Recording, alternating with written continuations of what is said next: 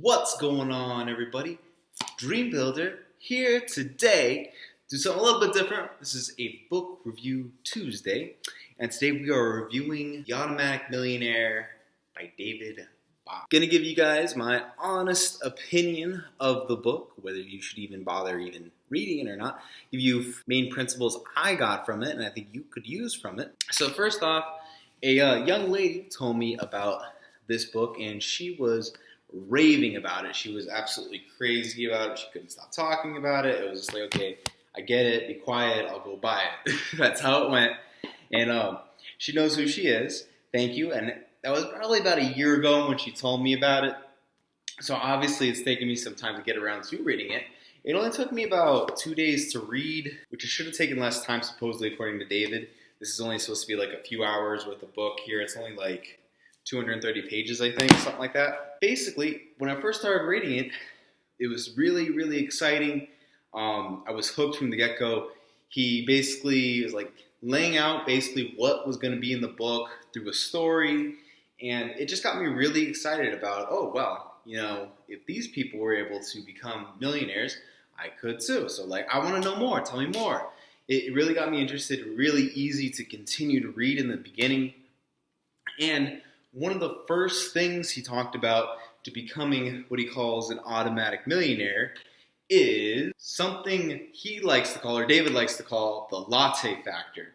Now, we're going to summarize it a bit because we got to be brief. It is a video after all. If you want to learn more, obviously you can get the book. But latte factor is basically our poor spending habits that we all have in one form or another. For me, it's energy drinks. You know, it's usually when I'm out and about, I'll go like, I feel like a Red Bull. A Rockstar sounds good. Ooh, how about a Monster? Woo! That's me spending $3 a day on stupid energy drinks that I don't really need. I just want it. And I'm sure some of you have very similar spending habits. Maybe it'd be for like, you know, smokes, candy bars, that extra protein powder in your smoothie, whatever it is. Point is, we have a lot of unnecessary spending that we don't necessarily need. It's just because we want it. Like, for example, my energy drink habit is $3 a day. $21 a week, $90 a month, $1,095 for a year, and then for a decade, it's going to cost me about $10,950. Now, the reason David is hitting on this point is because a lot of us come up with the excuses, oh, well, I don't have money to save. I don't have money to invest. Where am I going to get that from? I can barely float right now. I'm moving to paycheck to paycheck. And he's saying a lot of us have these really poor spending habits. And honestly, if we look about our day, we can find these poor spending habits. And whatever money we're using for these things that we don't necessarily need, we can use that towards investing and saving for our future and our future selves. So that's the main point getting across the latte factor. And just everybody can save money, even if it's $1, $3, $10 a day. You know, nothing crazy, just a little bit. And a little bit can go a long way. And I've talked about this before in past videos, but starting early when you're investing or saving is so important, and it can really make your dollar go forward. So we have a table here of 3 different investors here on page 48. The first investor name is Billy, and this is assuming a 10% annual return on your investment over a lifetime. It's basically everybody's going to the age of 65, idea retirement or whatever, right? So Billy, he invested $3,000 from age 15 to age 19, and then he didn't put a dime in ever again into his investment. Now, he stopped at 19 years old. He had a grand total of $15,000 invested. By the time he turned 65, he had $1,615,000 growing from that $15,000 that he invested when he was 15 to 19 years old. And he didn't invest anything since. How crazy is that? Now you look at someone else, vice versa. I'm going to go all the way to the other end of the spectrum here. Kim, who started investing at age 27. She didn't invest anything prior to that. She started investing $3,000 from age 27 all the way to 65, the year she was supposed to retire, for a grand total investment of $117,000, much bigger than $15,000. Now she ended up at age 65 with only $1,324,000 worth. Now, that's not that big of a difference at the end of the day in terms of your ending money. I mean, it's probably like 300, 400,000 difference, give or take.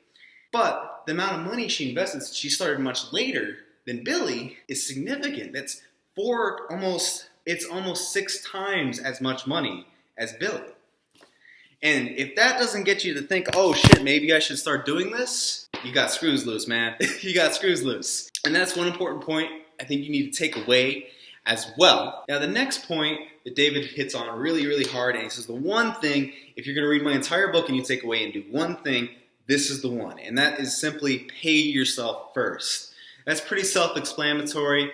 Obviously, it's important that we invest in our futures and what we got going on. And most of the time we pay our expenses, the government gets paid first, all of this before we even think about saving. And that's why a majority of us live paycheck to paycheck.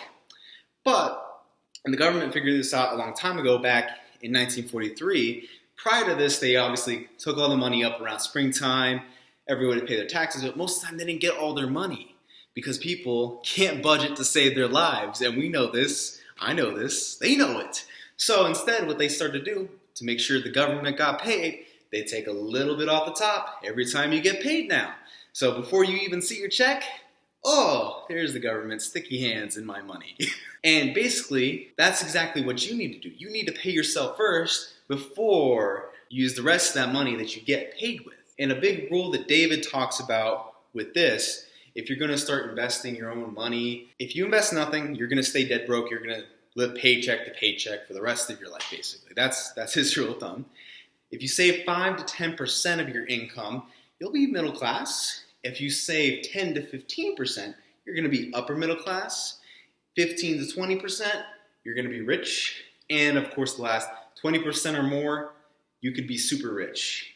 And I know which one I'd rather be. I don't know about you guys. Now, the next step, right, the next major point that I want to go over is making it automatic. And that's what Dave talks about too, and it's the Automatic Millionaire. So this kind of goes along with the whole, government taking your money out before you even see it. You need to do the same thing to your check or your paycheck. Now, this is where me and this book kind of diverge a little bit. There's majority of this I agree with, but there's some of it you got to take with a grain of salt, I think. Basically, a lot of companies that we all work for have 401k plans, 403b, mutual funds, retirement funds, all kinds of stuff. But you can get ahead by investing in these and setting it up automatically and try to put as much as you possibly can, especially if it's matching, that'd be awesome, into it to help grow. And that's money that you don't even have to worry about, that just happens automatically. Now, you can make money this way, and you're gonna be ahead of the curve regardless. But the reason I say take this with a grain of salt, because I've read and listened to books like Unshakable and Money Master the Game by Tony Robbins, who really harps on this hard. And there's 2 primary reasons you need to be careful with investing and putting your money into certain 401ks, mutual funds, or actively traded funds. Is 1, fees will eat your nest egg or your money away. Precisely about 1/3 of it most of the time with really bad companies. And that's a big chunk of money that could be compounding on itself and really making you make a lot of money. So keep that in mind. And number 2, 96% of the time, the market beats actively traded funds like mutual funds and so on and so forth. So that means your money that supposedly is being managed by these experts is losing 96% of the time while the market is winning. There's also that 4% of the time. And I'm not going to go into depth on that just because we're going to get off topic from the actual book that we're talking about here today.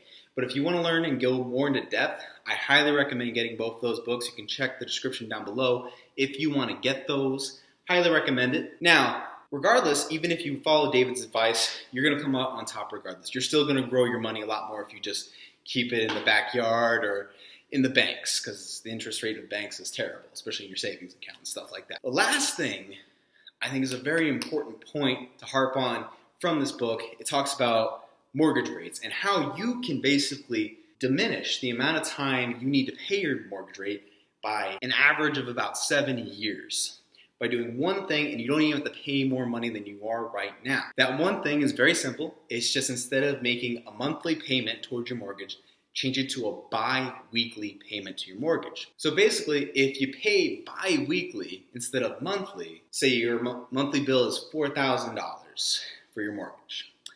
Instead, make 2 payments of $2,000 on the 15th and $2,000 on, like, say, the 30th or 31st, whatever it is. Because you're making 2 payments now, there's now less money working against you for the interest of the bank. That's what they make money off of. So now, instead of all that $4,000 that you haven't paid accumulating extra interest, now you have half that amount.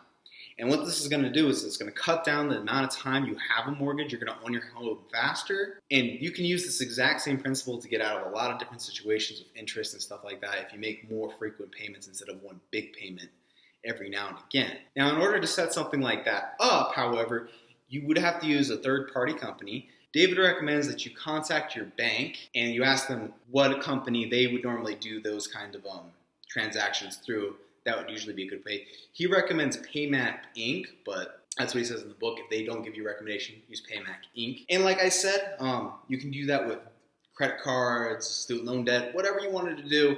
Make more frequent payments rather than a big payment. I think that's an important takeaway that a lot of us could use. So in a nutshell, guys, if you're looking to get into investing, if you're looking to grow your wealth and prepare for retirement, even though a lot of us are a far ways away, some of us not so much, this is definitely a good book to get to start that journey, especially because it's an easy read, it's a quick read compared to a lot of the other books out there, especially like Money Master the Game or Unshakable for that matter.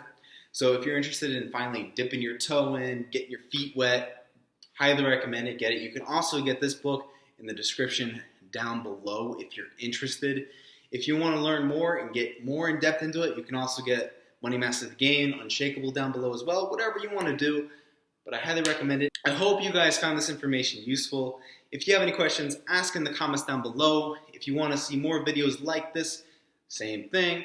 And last but surely not least, if you haven't subscribed to my channel yet, you're going to do this up here. And the last thing you're going to do if you want to see more content from my channel, you're going to click right here. And with that, guys, thank you so much for watching, and I'll see you next time. Keep building.